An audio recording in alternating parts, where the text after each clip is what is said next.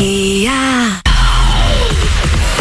pour bien démarrer ce mardi, on va écouter comme promis Cécilia Krull, le générique de la Casa des Papel. Il y aura Calvin Harris aussi, et puis les infos sur Énergie, les 8h30.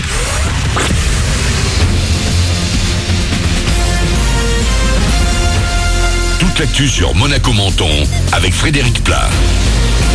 Bonjour, bye bye, la grisaille et les coups de tonnerre. Le champion du jour, c'est le soleil. Retour d'un ciel tout bleu comme il se doit sur la Côte d'Azur ce matin.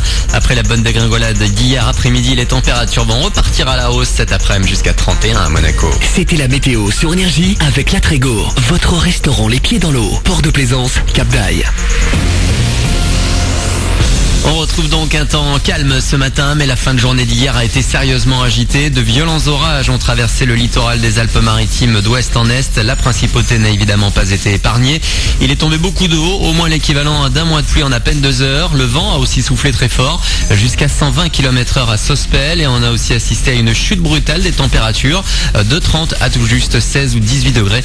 Les pompiers ont pas mal été appelés, mais pas de dégâts significatifs. Retour également dans l'actu ce matin sur les débordements à Menton au soir de la victoire des Bleus au mondial de foot.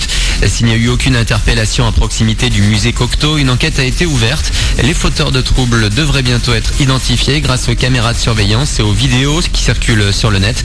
Insultes et projectiles avaient fusé contre les forces de l'ordre au coup de sifflet final entre la France et la Croatie. Un accueil triomphal après une telle victoire. Il n'y avait que les Champs-Élysées à la hauteur de l'exploit. L'équipe de France a descendu la plus belle avenue du monde hier à son retour de Russie. C'était rapide, mais les dizaines de milliers de personnes présentes ont vu défiler les joueurs avec le trophée dans les mains.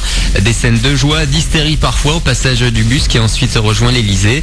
Là, les Bleus ont chanté, dansé devant une foule compacte venue les féliciter. Ils ont même dabé avec le président de la République. Place aux vacances maintenant, avant le retour sur les terrains début septembre en Allemagne avec les 2 étoiles sur le maillot. C'est le concert événement de l'année sur la Côte d'Azur. Beyoncé et Jay-Z vont mettre le feu à l'Alliance Riviera ce soir. C'est la dernière date de leur tournée européenne Under Run 2. Et après le show du Stade de France le week-end dernier, ils sont ici un peu comme chez eux, Nico Abed. Oui, la dernière halte de couple star remonte à début juillet. On les a vus flâner dans les rues de Saint-Jean-Cap-Ferrat en compagnie de leur fille Blue Ivy, âgée de 6 ans. Ils avaient aussi profité d'une sortie en mer. Beyoncé avait d'ailleurs partagé quelques photos de son séjour sur son compte Instagram. Les 2 icônes de la scène américaine adorent la Côte d'Azur. Déjà en 2016, ils avaient passé quelques jours de vacances entre Monaco et Cannes avec une soirée à Antibes. Et le show va commencer vers 21h, ouverture des portes à 17h30, 35 000 spectateurs attendus ce soir à l'Alliance. Vous avez gagné vos places sur Énergie et il en reste quelques-unes en vente à partir de 90 €. Alliance-riviera.fr. Voilà pour votre actu, 8h33, bon début de journée.